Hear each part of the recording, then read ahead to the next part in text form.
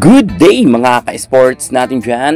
Tapos na nga ang preliminary at eto na, papasok na tayo sa quarterfinals sa November 24 sa Smart Araneta Coliseo. Magsisimula yan.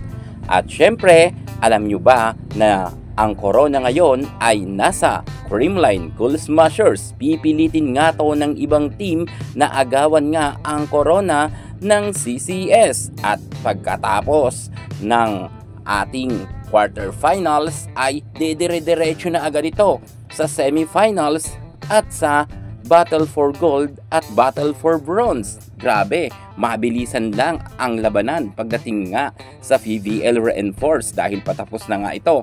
Hanggang November 30 na nga lang ang laban ng PVL Reinforce. Creamline Cool Smashers team, kinakailangan paghandaan nila ang bawat laban nila dahil ito ay ang unang harapan nga nila pagdating sa quarterfinals at sana makapasok nga ang CCS pagdating sa semifinals at magdire-diretso nga sila para nga sa finale. Pero syempre hindi rin naman natin maitatanggi na malakas na rin ang mga natitirang nasa 8 team na makakalaban nga ng CCS, kung saan nga ay hindi rin papadaig dito ang mga baguhan na team. Kung noon ang Zeus Coffee, Capital One Solar Spikers at Farm Fresh Foxes ay hindi nga threat para sa ibang team dahil madalas nga nasa laylayan silang standing, ibahin na ninyo ngayon.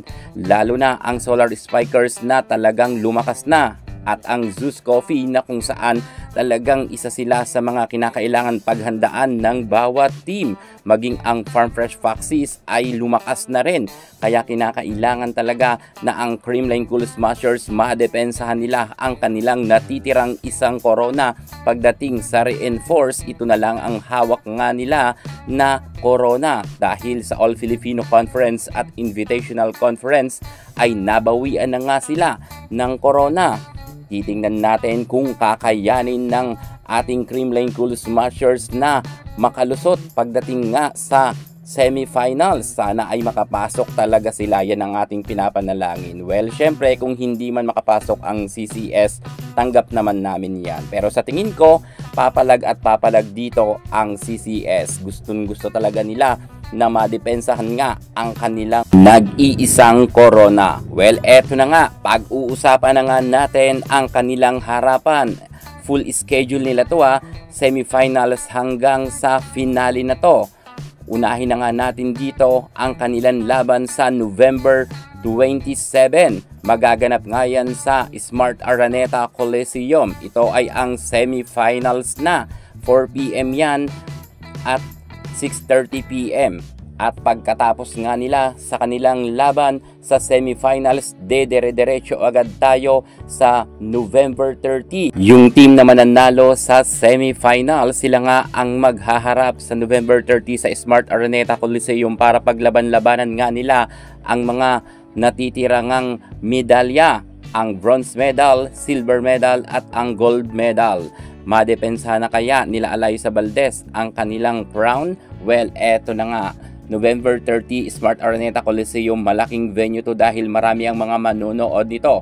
4 PM nga magaganap ang Battle for Bronze versus nga sa 4th place. Kung sino ang magiging 4th place dyan, yung mga matatalo dyan ay bubulusok nga sa 4th place agad at bronze medal agad ang matatanggap nga ng isang team dyan. Pagkatapos nga sa 4 PM sa Battle for Bronze, didiretso agad tayo sa Battle for Gold. 6:30 PM yan. Syempre, yung matatalo agad dito ang tatanggap nga ng silver medal. At kung sino nga ang magwawagi sa isang unang harapan nila para sa finale, yun na agad ang magkakaroon ng gintong medalya. Sa tingin nyo, sino kaya ang napupusuan ninyo na magkakaroon ng gintong medalya? Sino ang papasok para sa Battle for Bronze at Battle for Gold?